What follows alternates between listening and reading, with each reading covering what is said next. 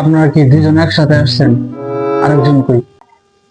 Sir আমরা দুইজন আছি, কারণ আমরা টিম ওয়ার্ক বিশ্বাসী। আর রনি সাহেব, আপনার স্ট্রেংথ কি? স্যার আমি আমার গার্লফ্রেন্ডের জারি খেয়েও চুপ থাকতে পারি, মানে আমার ধৈর্য খুব স্ট্রেংথ। মিস্টার মনি খান, আপনার উইকনেস কি? স্যার ওয়াইফাই না থাকলে আমি একদম অন্ধ। কি? স্যার ফোনে নেট না থাকলে আমার বুক ফাঁকা ফাঁকা লাগে।